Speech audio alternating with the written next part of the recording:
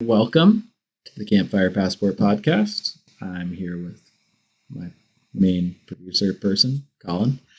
I haven't said that for a long time. I started out like our first introductions was a lot of me saying like, I'm here with who does what? Colin and Mike, who's also here and whatever. But Colin is still here because it's his podcast. I said this before we started today.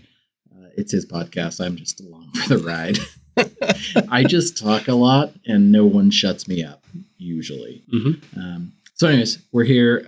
We are recording another guest, which is quickly becoming my favorite thing we do. I'm so sorry. Major upset. To all of our friends who are valued contributors and are always good for an argument or six about an upcoming vehicle, who's cross-shopping Rivians versus Ineos versus Wranglers, which is no one, obviously Mike. But the guests are fun. Tonight we have Connor, and Connor's Instagram is conheck_offroad.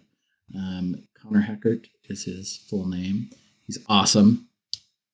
He's got a fantastic Xterra. It's very cool. He's also got an amazing dog. Her name is Denali. Special shout out to Denali.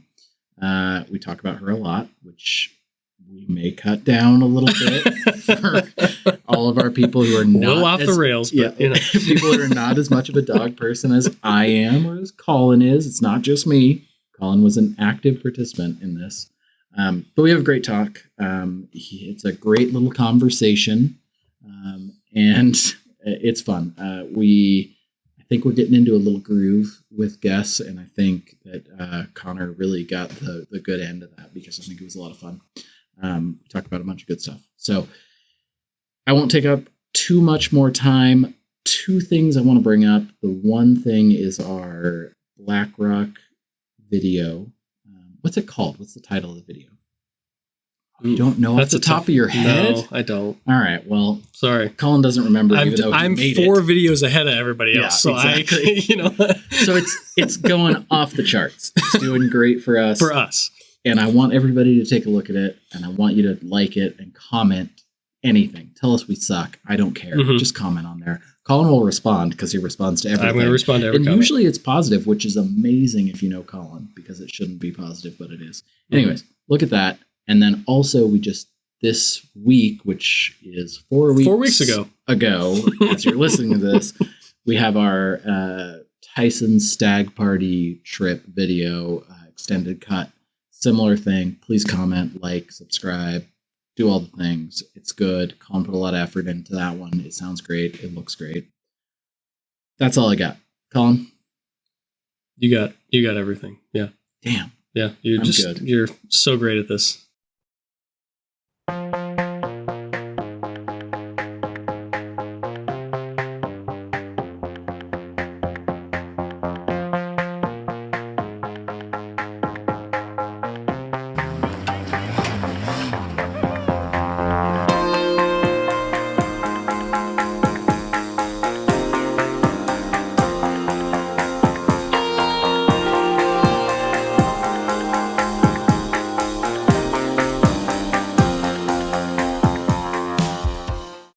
Why don't you, if you don't mind, start by just giving us a quick little, like, who you are, sure. And yeah, who you are. That's a good, That's a good place to start. Yeah. After all that. Yeah. So my name's Connor. I grew up on the East Coast in Maryland, and I've since graduating from college, I've worked my way further west with each job that I've had since college. Nice. And I now live in Salt Lake City, Utah. And right now I'm actually in San Francisco, California for a work trip. So all the way to the west. Yeah. So for work, I am a drone pilot. I have flown military stuff. I've flown like autonomous agricultural surveying stuff. And I now work in the kind of humanitarian space where our company does package delivery all over the world with drones. And our main thing that we deliver is medical supplies in Wow. Africa. That is so So cool. I work on like the engineering side of things. I do test flights and collect data to help train the system to be autonomous. So That is very cool. We don't need to talk about off-road. I want to know more about this. yeah. That's awesome. So is that something that you got into through, like a hobby, or was it engineering to that, or what happened? It was interesting. Like I had, growing up around the Naval Academy in Annapolis, Maryland, like every year the Blue Angels would come and do their air show for commencement week. And I just kind of fell in love with planes and, wanted to do something with planes. Going into college, I wanted to go in as an engineering student and I wanted to like design fighter jets. That was like my goal. And I got to like Calc 3 and I was like, I can't do it. And so I dropped out of the engineering program and, I was just like looking at what else my university had to offer. And I found they had like a drone program. Um, and part of that program was, it was like a feeder program for a defense company that was local to where I went to school. Got it. And part of my program was doing their training for the system that they had. And then after I graduated from college, they hired me on as a pilot and an instructor. And I worked there for about, I don't know, 3.5, 4 years, as a flight instructor, training people how to fly the system, but also going into the field and helping out in that kind of space. So it's, it kind of just worked out perfectly. And, now I get to do some pretty cool stuff. I travel all over the country right now, collecting data for our company. So it's pretty cool. That is very cool. That's interesting. Mm-hmm. What an interesting bit of like foresight to get into that, at that timing like that. Yeah. It feels like, and I'm on the outside of it, right? Like I work in automotive and that's what I've done for a long time and whatever. But it feels like you were on not maybe the leading edge, right? But like right on the wave of that, push into drone and autonomy even further. It's huge. Like, when I was with my company, the defense company, when up until about summer 2021, when we decided to pull out of Afghanistan. And when that happened, the company lost a bunch of contracts because that's where all the work was. So I ended up being let go and I moved into, not the humanitarian, but like the agricultural space. And I lived in Kansas for about a year. And I was like, going into that job, I was like, I know everything I need to know about drones at this point. Like I've flown some pretty crazy stuff and I feel like I know everything I need to know. And then I got there and I was like, I know nothing. Was that different? Is that different? Like wow. every system is, there's different softwares for autopilot, like hardware, you name it. It's every company's going to be a little bit different. Yeah. And, so I was very, very caught off guard when I was like, I don't know anything. So that's crazy. It's one of those things where you're just always learning, which is cool because it doesn't get boring very easily. So yeah, that's super cool. Well, and the technology's moving, and as long as you're able to stay with it, I think that's really cool. That's great. So I guess it's not a stretch to find you as a car person at that point, like, because I know some people that are into similar fields and they're all, I know them because they're car guys and they also happen to be in those things, right? Like the mechanical thing is pretty strong. Have you always been into cars or was that something later in life or? Not really. I mean, the car that I have now that my Instagram is kind of centered around is the car that I bought after I graduated from college. And I was, I knew where I was going to be living after college and they get snow. Like I want something that's going to be pretty good with 4-wheel drive. Sure. And so, I was looking at the 4Runner and I didn't really want like a pickup at the time. So I was looking at the 4Runner and like Jeeps and stuff like that.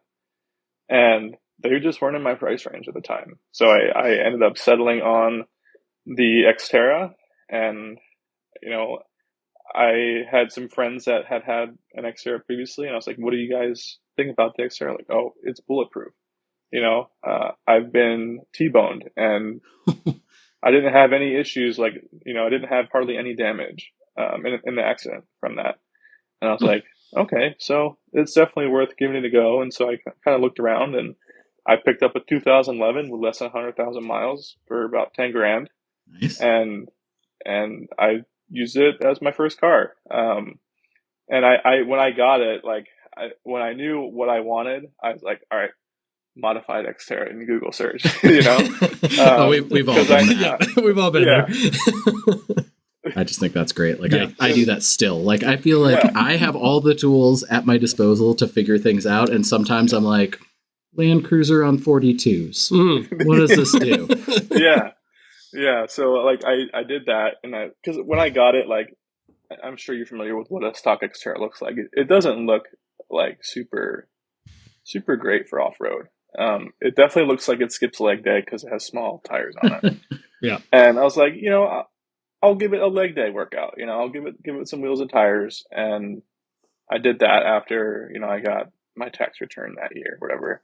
Nice. I was like, I'm set. I don't need to do anything else. And then I did my first trip with one of my friends. Yeah, just like that. First trip with one of my friends that had a 4Runner on about the same build, like just wheels and tires. And I was like, oh, this is pretty fun. What else can I do? Yeah.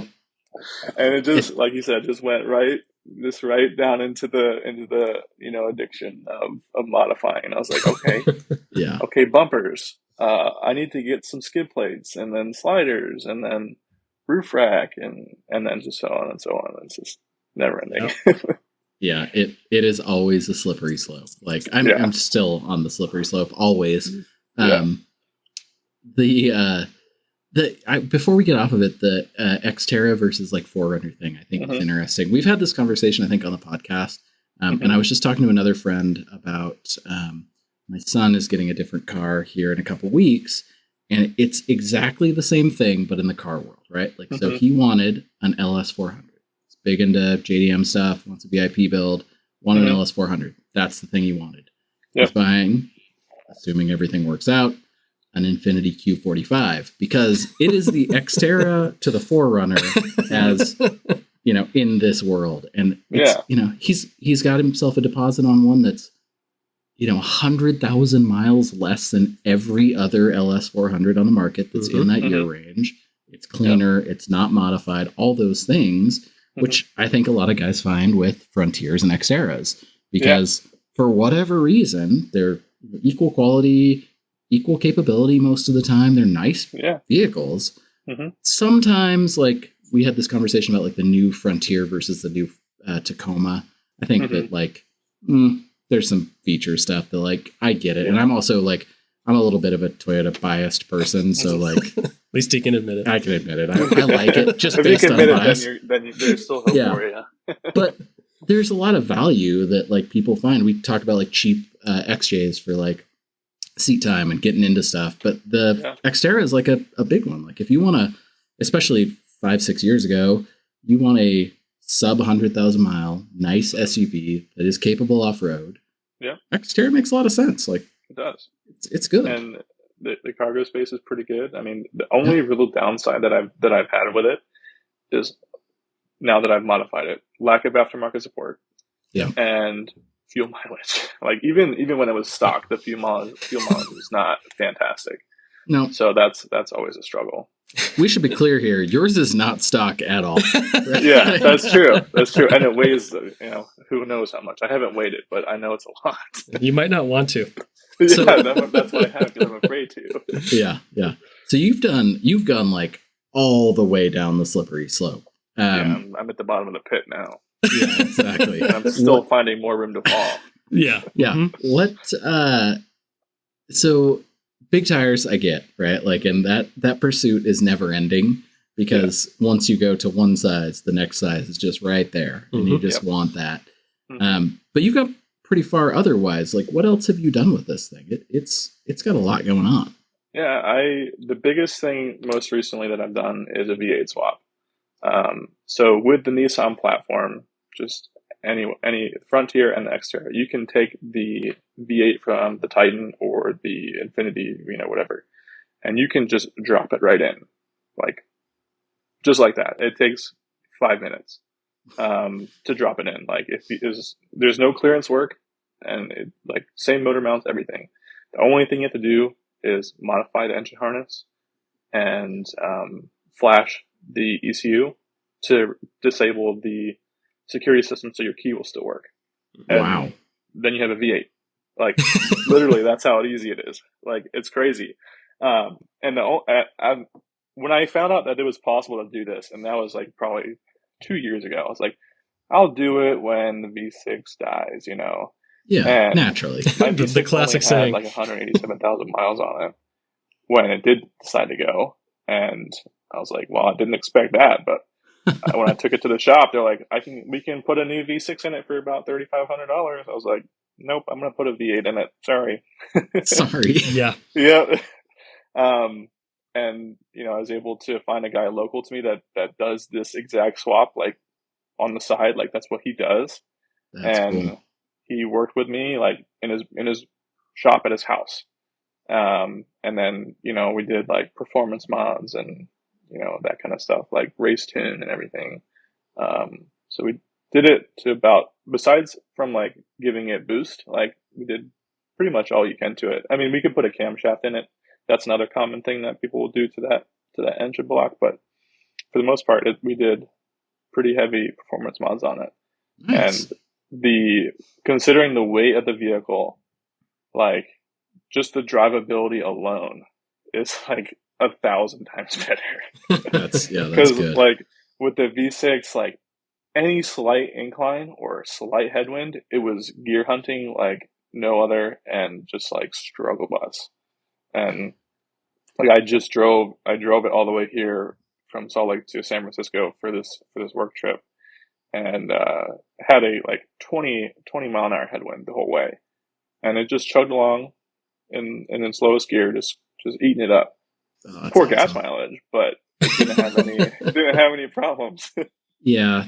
I mean, so I did a swap, and I was going to give a Toyota dig here. I was waiting for my engine to go, and it never did. So I just decided 300,000 miles was the mark that it had to happen, and so that's what I did instead, and it worked great. But like having enough power to have no resistance, right? Like that is so nice, and like it makes you just go, oh, this is what all cars should be. Mm-hmm. Yeah. And you get it when you drive like a diesel truck, like a brand new diesel truck or whatever. Like you go, oh wow, like it's not fast, but it has no qualms moving this weight around. Right. And once you do big tires, you got big axles, you got all this stuff going on all these rigs that we build. I've been underpowered for a long time, and it's fine, and you get by just fine. But like that relief of like, oh my gosh, it's not struggling the entire time is so nice. And the mileage, like, whatever. Like I get the same mileage now after my swap, and I'm happy to not be getting less, basically. Yeah. That's where I'm at. Yeah. Same mileage, but having power is that's a good enough trade-off, right? Absolutely. And when it was all said and done, I did the swap for right around, including parts that I bought, less than $7,000. That seems like a good deal. Like, you're getting quite a bit of power. You're getting reliability of a mostly stock setup. It's the right like engine for the car, so there's no weirdness, right? The simplicity of it versus there's some simplicity because like most people would ask, well, why didn't you just put an LS in it? Because LS swaps are so easy, right? Yeah. But it's like, well, it turns out this swap is even easier. Yeah. And if it's going to be around the same cost, then why not go with what's the easiest one to do? Yep. Yeah. Well, and you get, I mean, I love the LS platform, and I think that is like a really good answer for a lot of things, but like you're looking at a little bit more modern, technology with the VK. Like that is, it may not be apples to apples when it comes to power, but efficiency and all of those things are arguably better. it maybe isn't going to be able to be punched out to 7 liters and make 600 horsepower or naturally aspirated or whatever without spending 30 grand. But it does make sense. Like so we've talked about this before. Like I feel like sometimes I probably went off the deep end with modifying mine, and that's great. It's fun and it's available and it's relatively cost effective because it's an LS, but like, you know, a stock 400 horsepower motor is more than enough for most everybody. And really, you could probably make the argument for anybody. Like, there's no reason to do that much more. So like, you're like, you know, maximize what you've got, find something that bolts in, spend a reasonable amount of money. Like that's a great path. Anyways, I'm a fan. I like it's a fair, like, it's a fair. And your 400 horsepower mark is exactly what I had always said was like the perfect mark, because my Range Rover had 400 horsepower and it was like, it was never any difference in like how loaded I was, what size the tires were. It like never complained. It always did everything you want it to do on the street or not. And it's just because it had the perfect amount of power. Even though it was a big, heavy freaking Range Rover, you know? Yeah. There is still always a slippery slope, though. Like, that doesn't mean I'm not going to put a blower on mine. Oh, yeah. Well, I was already looking at them. Yeah, exactly. I was looking at pulleys for mine. Yeah. very early on. This is fantastic. I couldn't ever need any more than this. But what else could I do? But what about 80 more horsepower for $15? There you go. Yeah, that's awesome. And it's crazy. There's like, I knew this was a thing because I have a coworker that has a similar build. His is like stock outside. I think it's on 33s or something, but he did the Frontier front suspension stuff. He did the VK swap. He did some of the rear end. Do you mean Titan? Titan. Sorry. Titan. Yeah. Yes. He did some of the rear end too, but like it's a really cool setup. And he's like the kind of guy that like is super nerdy about wiring and programming and like makes it all stock. And it's really cool, but it's kind of a sleeper. Like it's just not something you expect at all. Yeah. It's not super common. Yeah. I mean, if my truck wasn't such an eye catch, like when I started up, like it would startle people. Yeah. Like it's just something that you wouldn't expect from that kind of an SUV. Yeah. You know? Yep. That's very cool. So the thing I've been watching along on your Instagram stuff, your content, is these ridiculous Xterra grapplers with studs. Can you tell me how this happened? So a friend of mine who also has an Xterra, he lives in Canada up in like the Alberta area, and we chat all the time, and he's like, he posted on his page last year sometime that he was studying the Yokohama XMTs, which is basically the same tire, just from a different company. And he's like, I asked him about it like after the season was over, and I was like, how did you like it? Did it make a difference? And he's like, it was great. Like I was going further, or just as far, if not further, than anybody that had, an all-terrain tire. And it's, the studs are great for the packed snow and the ice. And, having the super aggressive mud tire is great for the deep stuff.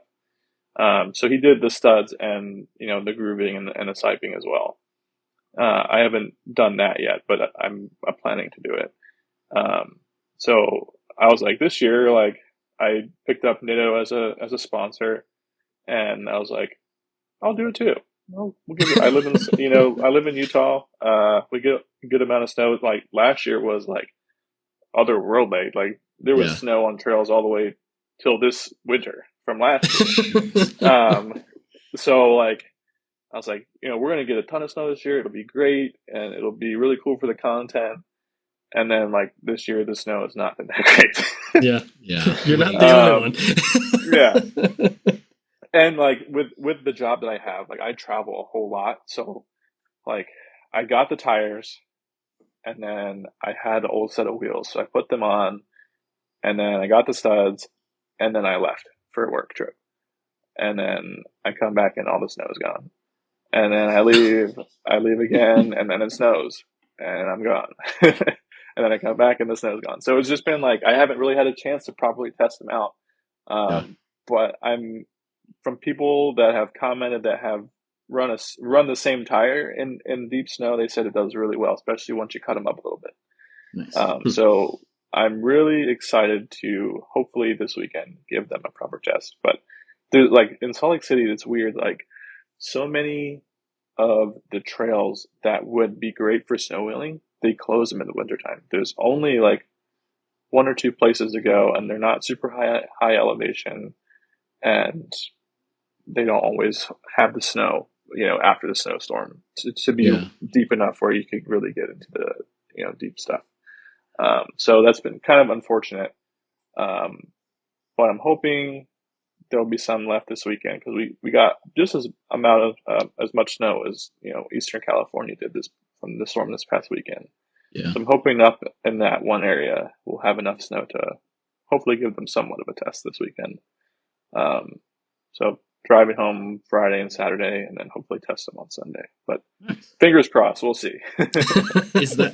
You're not running those all the time then, right? You swap No. to the. Yeah. Okay. That's what I thought. Yeah. So right now they're at home in the shed, just chilling, and I put my 35s back on to drive back out here because my gearing is a little not quite geared properly for the 37s. Yeah. Even with the V8, like with the V8 and the 37s, like it's doable, but I don't know. I don't think I'd want to road trip it all the way out here, and especially with studs in California, it's not super friendly to that kind of thing. So. Yeah. Wow. No, I would. They're already looking at your modified truck as it is. So on the way in, I was driving past Sacramento, and there was a cop behind me. I was like, I'm just waiting for the lights to come on, and thankfully they never did. And I don't know, like, I guess he just didn't want to pull me over that day. But like, I was like, I'm pretty sure he's pulling me over. You feel like such a fish out of water too. I brought my I went from Boreal to San Francisco with my Land Cruiser, and we were bombing around San Francisco for the day. And I was like, I know there are people with SUVs like Tahoes and G-Wagons and stuff, but I feel like the most like so out of place in this place. Parallel parking it on the street, in between just regular cars, and it's not that big, but like everything there is very compact. It'd be like doing it in New York City. I'm sure it's the same feeling when somebody does that, but I was just like, whoa, this is different. So Salt Lake City has always interested me. Like, so are the trail, things that you're talking about with the snow, is that better in the summer? Is there more accessibility, or cause there's so much cool terrain right there? There's so much, like, especially last year, even from all the snow, like there was some trails that were closed from trail damage from the runoff, but even still, like, so much stuff to go check out.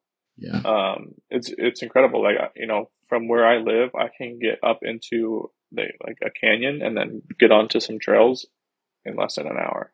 That's awesome. I mean, we're lucky in Central Oregon. We have great stuff. It's not huge. So like the same thing, right? Like we have all this stuff, but every time I've been through Salt Lake City, I think, wow, those mountains are huge and they are massive here. and right there. Right there. Yeah. We're just going around them. Like there's no, you go to Park City or you go through on the north end, like you're just right there.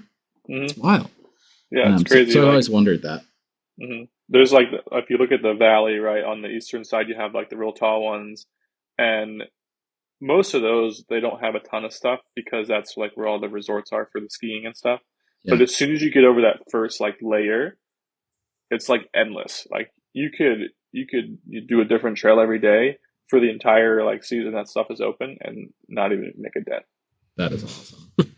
Do they close the trails for snow, like for snowmobiles? Is there access for that, or is it? Yeah, there's a lot of access for that, and a lot of it I think is also safety because most of the roads they don't have like guardrails in their shelf roads going up these canyons. Yeah, and so there's a lot. Somebody would go up there with a car that shouldn't be up there, and then they'd fall off. No. And, no way. I mean, it happens now with snowmobilers and side-by-sides going up there and people falling off all the time. We just talked about this recently. And so we both and I think most of our friends at this point come from like action sports stuff. And so we just had this conversation about side-by-sides, and Colin made the best reference. It was you, right? Yeah. They're scooters at the skate park. That's what side-by-sides are. They're there. I have my very, very opinionated thoughts about side-by-sides. Really? Oh, good. Please feel free to elaborate for our friend Jesse, who is very much on your side with the hatred for side-by-sides. Yeah.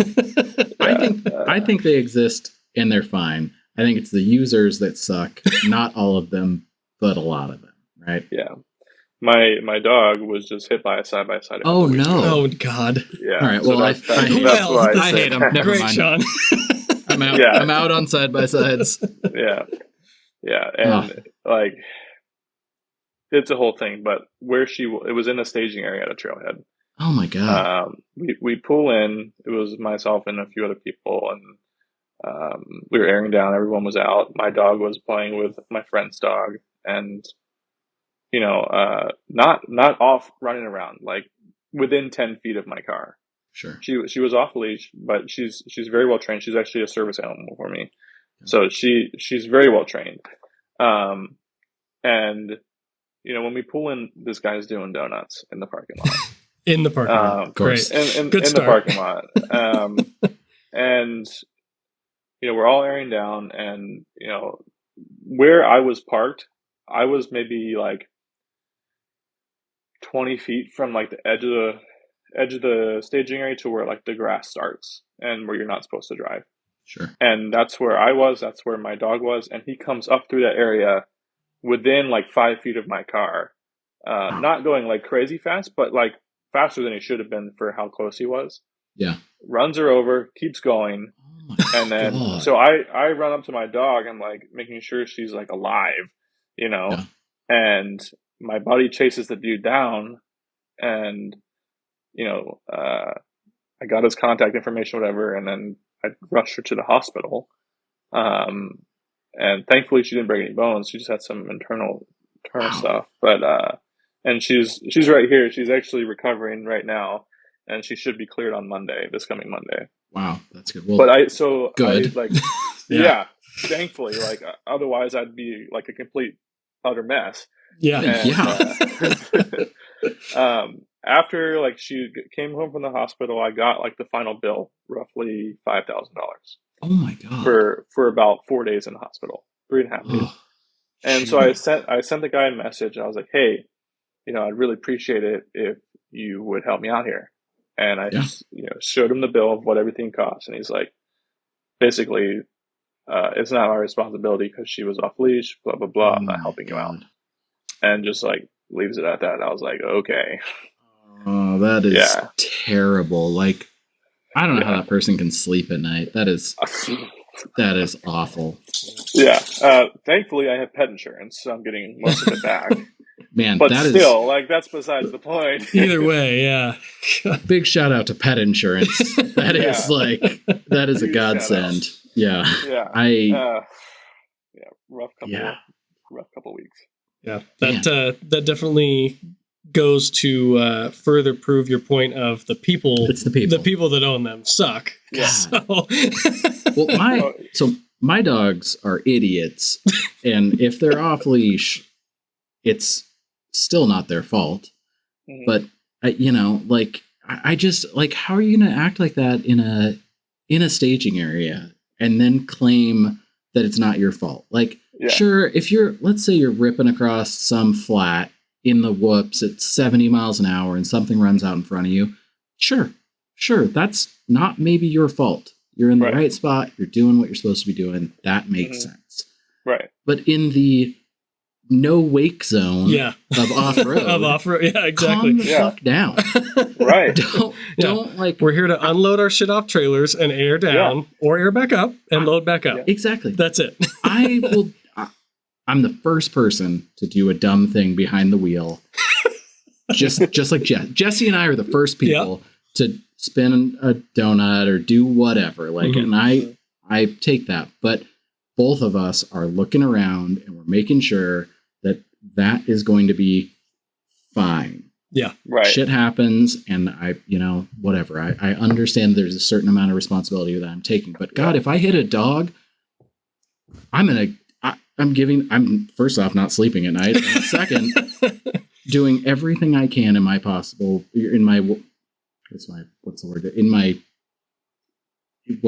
capabilities to take care of that person, because that is terrible. Right. So. Like if it was the other way around, I hit his dog, I'd be like, I'm so sorry. Like, let's go to the nearest hospital. I'll come with you. Yeah, I want to make sure your dog's okay, and I will help you in any way financially that I can. Absolutely. Yeah. Not this guy. So, he went and had fun on the trail. Oh my God. Dude, I'm so sorry. Like, that is just, Colin's the same way. I know, like, big animal people. Like, it's not like, that's like your children. Like, it's so, and that's just, that sucks. Wow. How do we move from that? So she's fine now. What is your dog's name? Why don't we learn a little bit about her? Come here, Denali. Come here. Come on my lap. There you go. Come here. She's like, I don't know. She's like, I'm sleeping, Dad. I've never done one of these before. I don't know if I'm going to do okay. So this is Denali. Hi, Denali. She is a German Shepherd Husky mix. She's not. Oh my God. She's on my lap. She's adorable. She is my best friend, and she is a service animal trained for myself. Nice. And she goes everywhere with me. She's not happy that she's on the lap. But she flies with me in planes, and she's my off-roading buddy. I think she has more fun on the trail and camping than I do. Like, that's awesome. It's insane how much fun she has and how much she loves it. And she loves like to run alongside the trail as we're driving. Go ahead, Bear. So she sleeps in the tent, I'm assuming, because she's your best friend. Why would she not? Do you pick her up, or do you run one of those ladder things, or like what's the move? Yeah, she weighs a little less than 70 pounds. She's not crazy heavy. So I can kind of like, to go up the ladder, I kind of like scoop her under the chest with one arm, and then I like hold the ladder with my other hand. And then to get her down, I actually have her put her paws over my shoulder, and then I just kind of hold her butt and then go back down. And I was like, we do it enough that she knows the drill. I was like, you ready to go? And she's like, all right, let's go. Yeah. My dog tries to climb my ladder all the time. She can, by the way. It's not that she tries; she does it. But I have to like stop her because it's a dog on a ladder. It doesn't work out super hot. And then same thing, getting down. It's like over the shoulder, like a kid. Yeah. Hold her butt, get her down the ladder. I have a puppy that is going to be new to camping in about 6 weeks, and that's going to be interesting because he's a maniac. I have no idea what he's going to do. You have a wonderful dog that is obviously well trained, and I have hound dogs, and they're just maniacs. It's crazy. So I rescued her when I lived in Kansas, and she was a street dog. That's crazy. So I rescued her from the streets. I got her through a humane society, but she was living on the streets before I got her. Yeah. And she we did our first walk together, and oh my gosh, like if I was in Alaska on behind a sled team, like man, oh my gosh, like she was just pulling like crazy. And it's interesting. Like I started doing the training program with her, and Huskies, for whatever reason, their breed is just very stubborn, but also very intelligent, right? So she picked up what I wanted her to do very, very quickly, but would refuse to do it. So I'd be like, all right, sit. And she would just look at me and be like, what you going to do about it? And so then I'd have to go give her the correction, and then she would try and scramble to do it. And I was like, that's not how it works. That's not how this works. Yeah. That's funny. But she's a good girl, and I've since I started training her in English, and now she's a little bit bilingual, if you will. So I'll do, when she's working, I'll give all of her commands in German. So she knows a couple different languages, just a few words. Very cool. Yeah, that's very cool. Does she go with you on work travel frequently? Everywhere I go, she comes. Man, that's cool. Yeah. I think Colin would understand this. Can you imagine taking your dog and my dog on every single thing you do? your dogs I don't want with me on every single thing I do. My dog, I could probably handle, because my dog, being a basset hound, is, while he's still in his younger years at the moment, he knows, like, if things in the room are calm, he's going to go lay down and do nothing. Sure. And he'll do nothing for as long as everyone's doing nothing. And then once you get up to do something, he'll kind of, trot along and come with you. So it's, my dog, I could do it. I think about, every time I'm on a plane, I think about my dog on the plane with me. And I think of how it would go. And all I can assume is that I would need to buy her a seat, and she would need to stick her nose up against the window. And it'd probably be fine. And she'd get away with a lot because she's cute. That's pretty much. Mine would throw up, I think. That's true. That's true. He definitely He's got a bit of a vomiting issue in moving vehicles, so we're trying to get him more used to things so that he's not so much that way. But every time I get sat next to or near someone with a dog that has a carrier and they have to go under the seat, I'm just like, man, Molly would be she would fit, but she wouldn't like it. Yeah. So she's interesting. So since she's a service animal, she doesn't have to go into a carrier. Right. So and I travel so much, I have like the ultimate status with United. So I always get like first pick at the extra legroom seats, and a lot of times I'll get like a first class upgrade. So plenty of legroom for the most part. And so she'll just stick her butt underneath the seat in front of me, and she just kind of hangs out, and she'll sleep on the plane. Flying Southwest is a little bit of a different story because every seat in Southwest has the same amount of legroom. So she gets a little bit cramped, and then like my legs are like, I'm like a pretzel trying to get my legs in the spot. My future brother-in-law, shout out to Justin, because I know he listens sometimes, had a dog, a GSP, a German Shorthair, that he traveled with all the time. Same thing, service animal. Amazingly well-behaved dog. Rocket was the best dog. He passed away this last year. But same thing, like big status, international flights, go to Italy with him, whatever, like all this crazy stuff. And same thing, like he did great. And he's a big dog. And I just look at my dog and I'm like, I'm sorry, you're not. It's just not going to work. It's just not going to happen. Like we have a good pet sitter.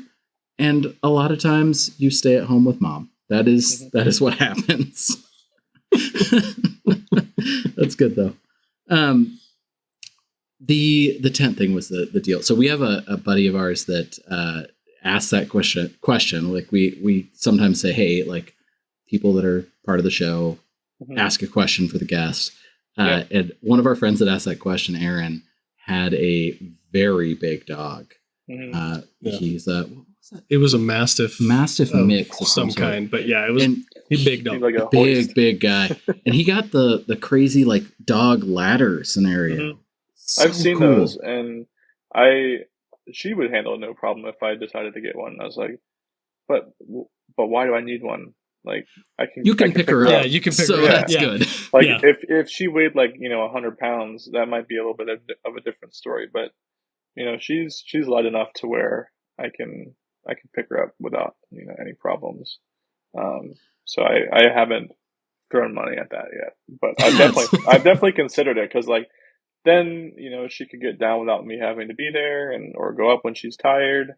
But she would sleep outside if I let her. She loves being outside. Like it's insane. No matter, even if it's like pouring, she'll just be out there. And her prey drive is like off the charts too. Like anything, and she just wants to kill it. Oh man! So probably a good thing. Yeah, that could be dangerous out there in the tent sometimes. Yeah. So like we were camping the other day, and we heard coyotes off in the distance, and she was like standing guard. She's ready to go. I was like, just stay there. You don't have to go chase them down. But I appreciate what you're doing. I'm confident that the stories that happen where people are like, oh, my dog got, coerced by coyotes to like be part of their pack and then they killed it. That's my dog. 100%. She's so trusting Would be lured right in. that if 4 coyotes came up and were like, "You want to play?" She'd be like, "Oh my god, yeah, Finally. Yeah. If I don't want to call her an idiot. She's wonderful, but that is the thing. You don't want to mess with those guys. They'll give you a bad day. We end up with them in our camp at least twice a year. It seems like the morning after. The morning after is always funny because everybody has a different. Did you hear that? Oh my god! This, and this, and it's always funny.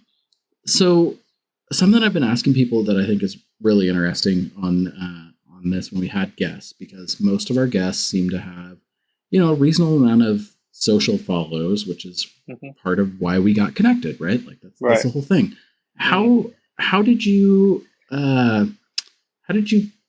get into that? Like, what made you go, all right, I'm going to start making content and start creating partnerships with brands, and like, how'd you get there? I think that's always a really interesting story to learn about.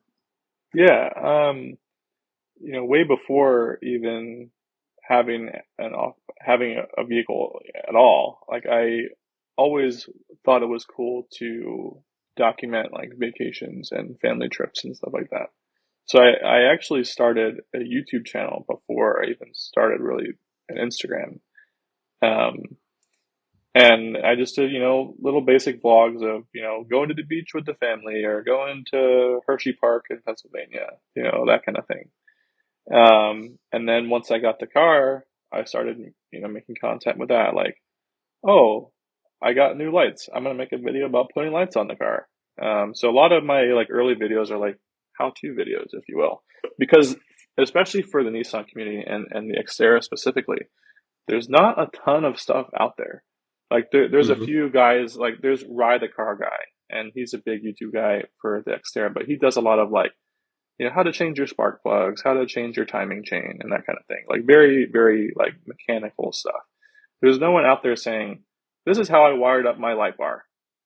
Something very basic that, you and I both know how to do at this point. But for someone who is just getting, their first car and they want to do some things, having those types of videos out there is super helpful.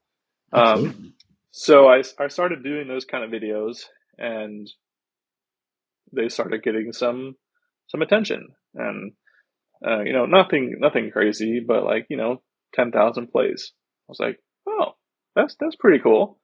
And then I started an Instagram for it, aside from my personal Instagram, and I never really I posted on it occasionally, and then I was getting ready to start a new job after the Afghanistan shutdown, and that was like start of 2022. I was going to go up to the New England area, and I was going to bring my truck and, planning on doing stuff. And I was like, I'm going to use Instagram as an easy way to document my trips and my journeys and that kind of thing. I was like, I'm going to post every day. And when I decided to do that, it was, January 1st, I probably had less than 200 followers on it and maybe 10 posts. And just posted every single day, photo. I started doing photos, and then that's when Instagram really started pushing reels. So I started doing a reel every day, some being better than others, but I was still posting every day. Sure. And, I went from less than 200 followers to, 15,000 in probably 4 or 5 months. Just basically overnight, Yeah. And I didn't think I was doing anything that special. I just had some reels go pretty crazy and got a ton of follows from it. And even up all the way through, the end of 2022 into 2023, I was still paying for everything on my own. All the upgrades I was doing, I was paying out of pocket. I didn't think I had enough of a following to, be able to do partnerships with companies. And yeah, so I was paying for everything. And then my friend that did the studded tires up in Canada, he was like, dude, you should reach out to some companies. You have enough following to do that. And I was like, you really think so? He's like, yeah. And I was like, okay. So, I sent some messages around, and, ended up working out a couple partnerships. So, I'm part of the Nitto Pit Crew, and Black Rhino is a sponsor for wheels. I have a relationship with Baja Designs, um, and then Hefty Fabrics out of Colorado. I'm starting something with them. I can't talk too much about that, but they're coming Ooh, on as a sponsor as well. that's great. Um, and then it's crazy. Like, I've always wanted to wrap the car, and it's it was crazy. So I was getting ready to go to a show in Utah last year, and I had just flown in from a work trip, and I was like, picked up the truck. I was like, it's covered in mud. I can't go to a show like this. And I wasn't even displaying. I was just gonna go. I was like, I need to stop at a car wash, and of course, the car wash damages my vehicle. They put a hole in my hard shell Yeah. tent and shattered my rear window. Oh my god. Jeez. Yeah, like it's one of those fancy car washes that has like the nice lights and stuff, the mood setting in there, and one of those Sure. massive like 100-foot light bars falls off the ceiling, Oh my hits god. my truck, and then falls down the back and just completely shatters my window. And I was like, Oh. well, this sucks, And so we go out and talk to the manager, and she's super great. She's like, we'll help you, get everything taken care of. This is what you need to do. So go to a, collision center and get a quote, and then we can either pay the shop to fix it, or we can give you a check. I was like, I'll take the check. And Check, please. yeah, so I took it, and I told the guy, I was like, give me the highest quote you can give me.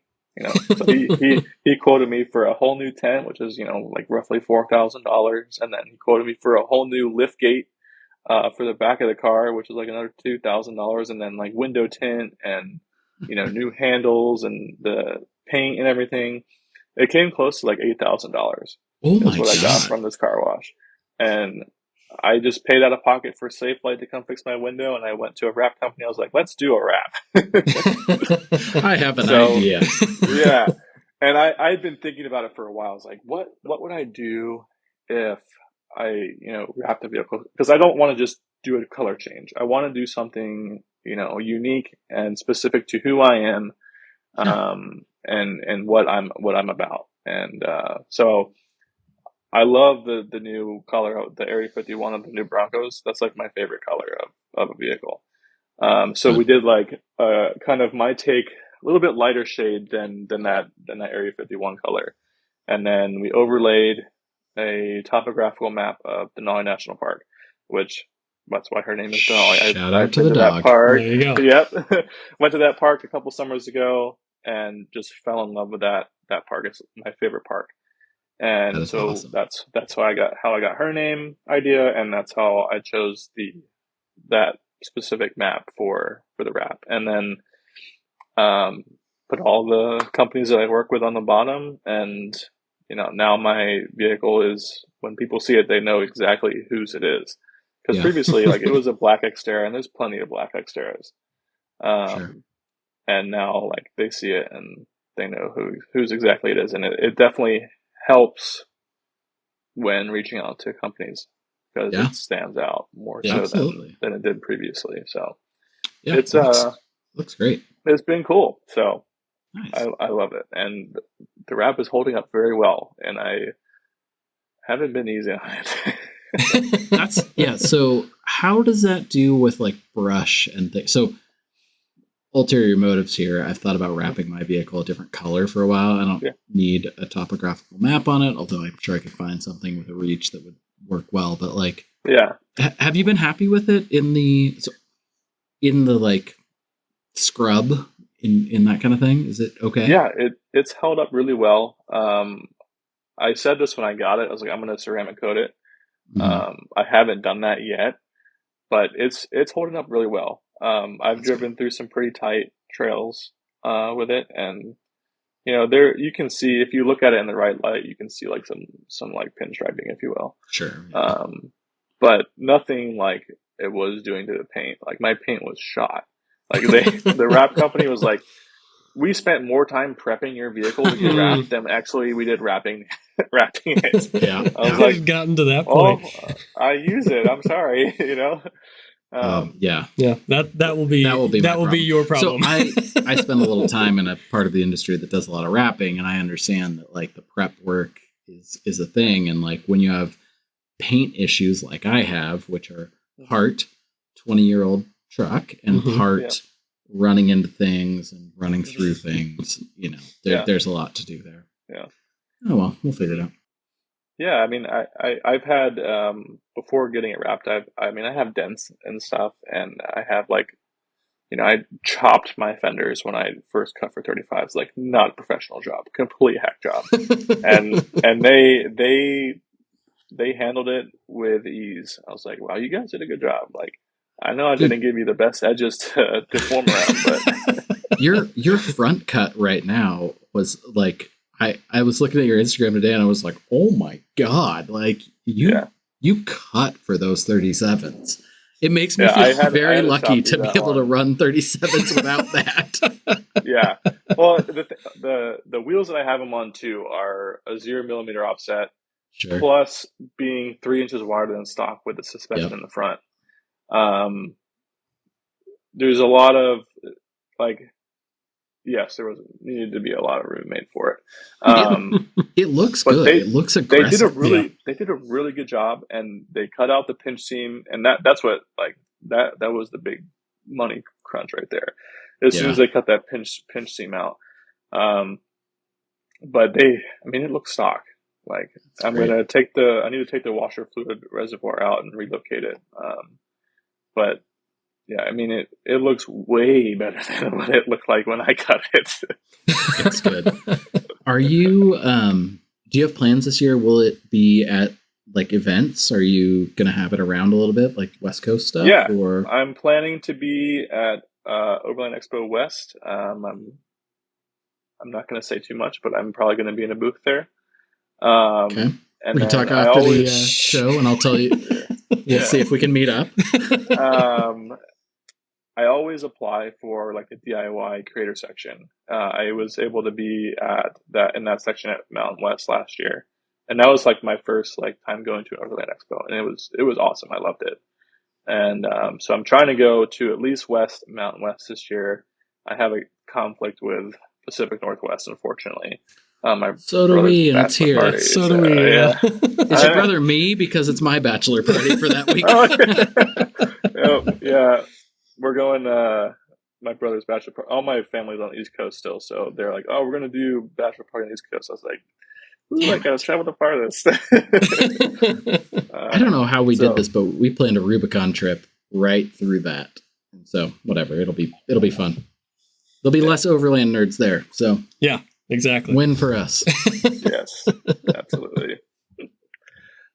So planning on being at those two, and then also planning on being at SEMA this year. Trying to have my truck in SEMA as well. Do you have a partner lined up for that, or are you working through that? Good. Working cool. Pretty. It's basically in writing, so looking to be pretty solid. But yeah, everything it's still early, so stuff can change. But that's what it's looking like to be in SEMA this year, which I'm super excited about. That's like a goal of mine that I know is silly. Like that really, it's like making it big time. It's such a exclusive show. It really is. Like I've seen some garbage there and whatever, but like, but it's such a cool thing to be a part of. It really is, and Vegas and all that, and like props to you for that one. Much rather go and do like a trail ride with a company or something like that. But going to these shows, like you meet new people, you get to shake hands with companies that you might work with or do work with, and it's just a really good way to promote yourself in the industry. And as someone that's trying to grow in the industry as a creator, it's kind of like something that you have to do. Could lead to the trail drives that you want to do. Right, exactly. And that's more time on the trail is what I'm always hoping for. So yes. As I get older, I hate to say this, but like the networking aspect of SEMA is huge. It's impossible to get that kind of FaceTime with vendors, clients, whatever, in one spot that is not SEMA.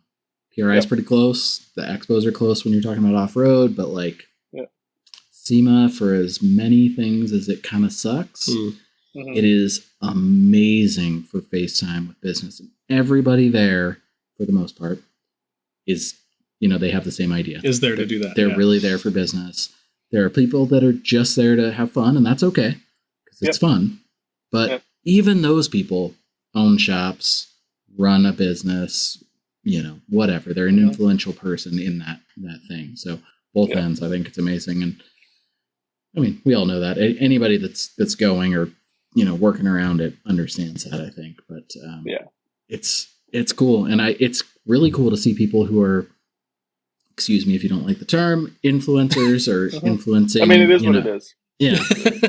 It's cool to see those people come in. Like we had a conversation. I don't think it came up on the podcast, but we talked about it just like in text message, like the Dirt Lifestyle Nate, right? Nate's truck in the Power Stop booth at SEMA, sitting next to Ryan Literal's drift car. That was really cool. Like, I was like, very cool. This is a guy that's like Pacific Northwest guy, YouTube kind of getting famous, getting bigger. Yeah. Really neat to see that in the SEMA show. And it's not Vic Adelbrock. Like, that's super cool. I love all these old school guys that have been around forever, and that's like who paved the way. But it's cool to see the next generation of things coming through. Yeah. And as much as we kind of make fun of social media and influencers as a whole, not us, we do well with that because we try to do it a little bit. It's cool to see people come up. It's cool to see you come up. It's cool to see these people that are like, they're struggling, they're hustling, they're making it happen, and they love it. And that's, I think, worth it. That's really cool. Yeah. So I look forward to it. I will definitely be looking out for the Xterra. Awesome. Yeah, I'm super excited. It's been so much fun, like meeting people like out in public, like people like I ran in, not a ton of times, but I've ran into people like, oh my gosh, you're Con Heck. Oh my gosh. And I'm like, can I pet your dog? Yeah. Oh, that's another thing. They always ask, do you have the dog? Everyone always wants to pet the dog. Yeah. She's the real star. Yeah, exactly. It's so fun, but it's so fun, like meeting people that I've talked to through DM or people that I don't even know that follow me, and they come up to me like, oh my gosh, I've been following your page, like your build is so cool. It makes me feel good, like it's awesome. Just one of those things. So it's fun to interact with people and to have some sort of platform to be able to help people out with their builds. Like, I know a lot of people, I don't know if Toyota guys do this, but I get so many DMs all the time of people like, hey man, I just got an Xterra. What do I got to do to fit 35s? I'm like, that kind of question is annoying, like, but I'm not going to not respond, Sure. Like, I'm going to say, hey, like, what are you thinking you want to do with the truck? Or, what are your goals? Or, hey, check this video out. This is 2 different setups that I ran 35s on, and you can go from there. And then let me know if you have any more questions.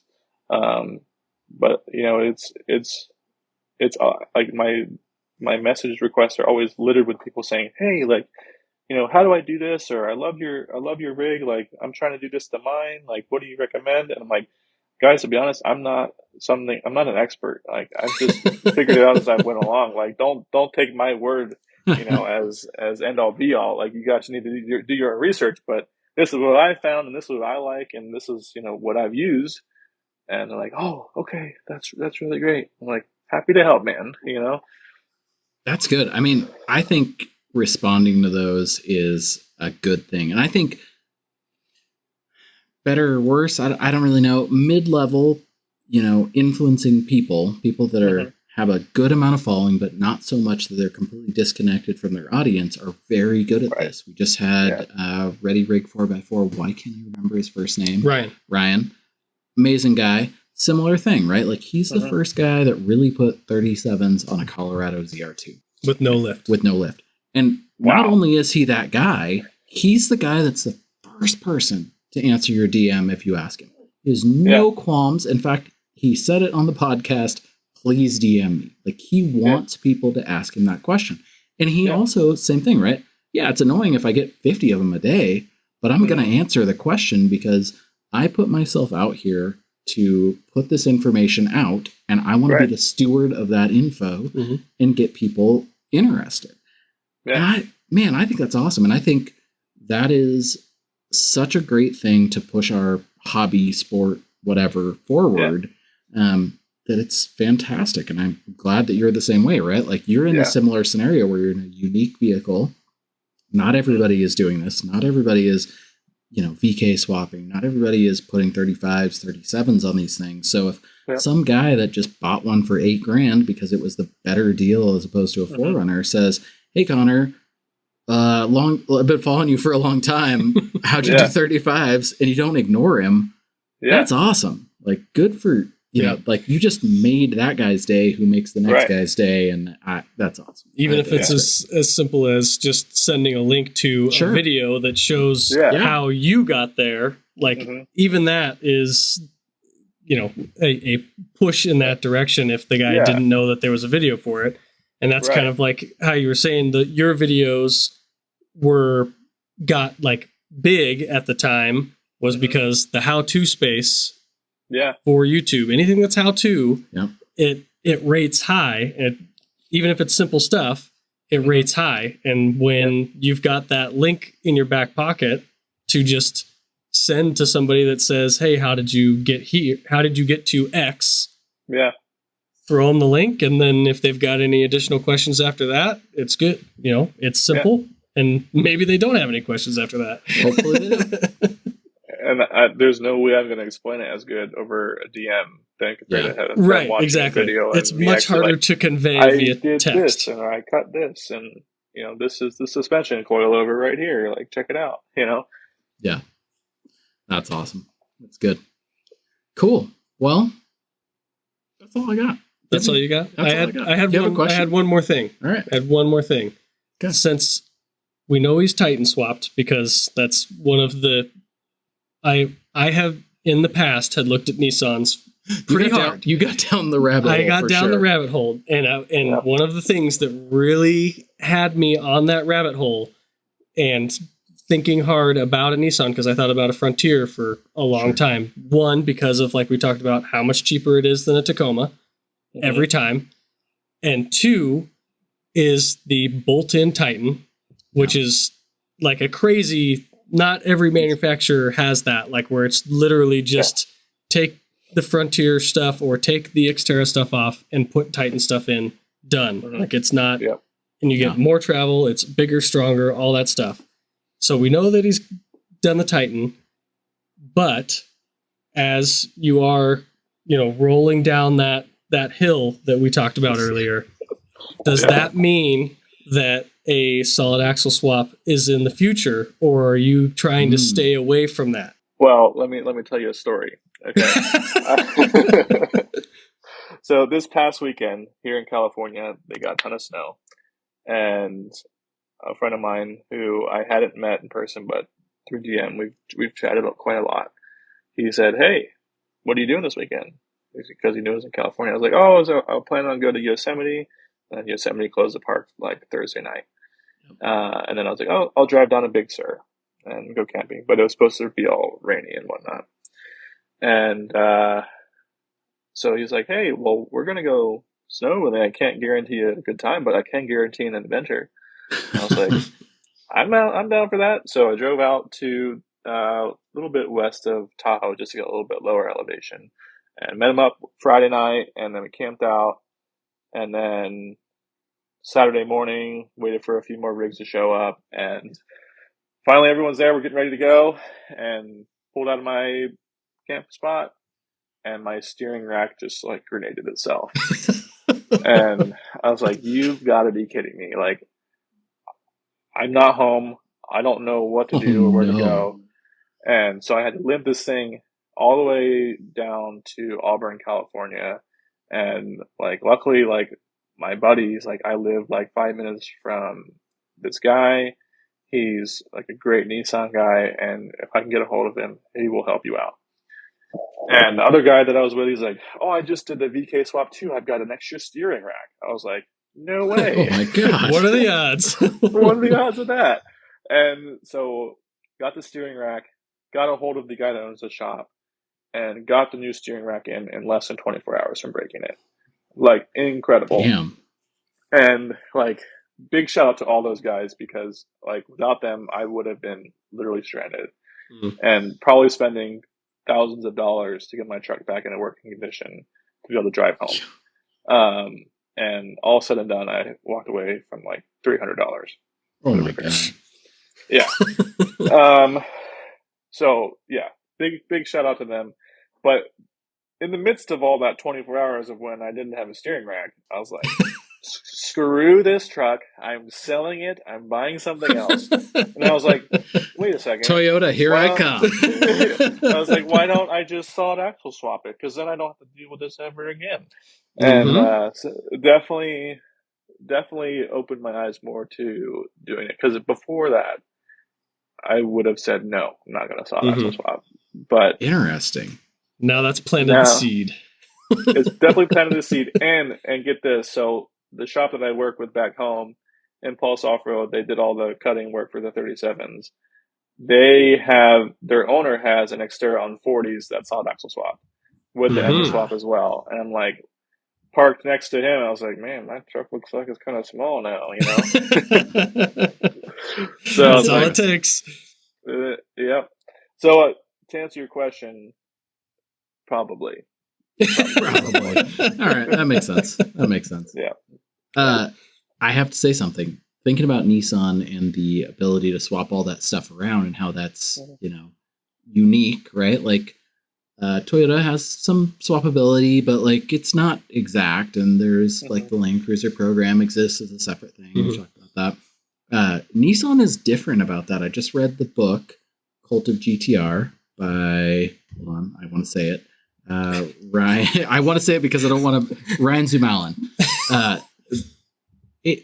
Nissan as a company, like if you read this book or anything around Nissan, I've done a little bit of research on GTR stuff in the past. Like they kind of work in that way where they're like engineering a solution that works across multiple platforms for that reason.